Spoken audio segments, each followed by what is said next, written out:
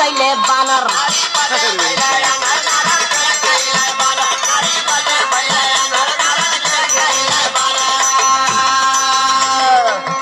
नारी बदे भैले अनहर नारद के कैले बानर। जागर प्यार के भरे दुपहरिया में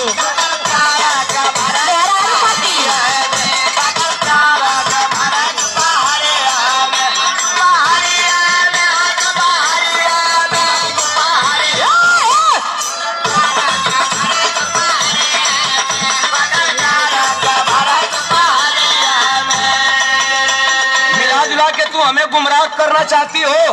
हाँ। हमारे विष्णु भगवान भी गड़बड़ है, तो अब हम हनुमान जी की पूजा करेंगे। जैसे हनुमत भैला बाल ब्रह्मचारी, जैसे हनुमत भैला बाल ब्रह्मचारी, जैसे हनुमत भैला बाल ब्रह्मचारी। अरे चर्चा तुहार गावे दुनिया सारी, चर्चा तुहार गावे दुनिया सारी,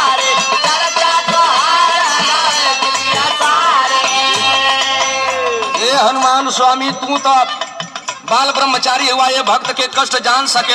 बतिया बनाएगा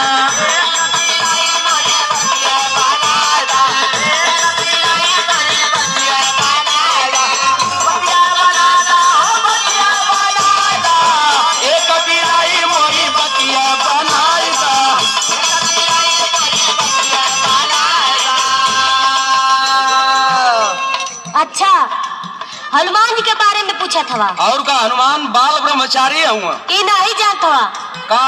जब श्री राम जी ससुरारी अपने गैलन, अच्छा, साथ में हनुमान जी गैलन। सीता जी के सखिया सहेली जब श्री राम जी से मजाक करे लगली, हनुमान जी सोचल करिए बाप रे बाप, हमरो शादी भइल है, हम से मजाक होत कि ना।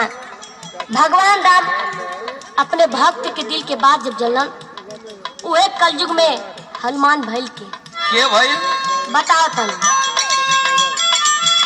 लेला कलयुग में अवतार भइला लोरी का जूझार, लेला कलयुग में अवतार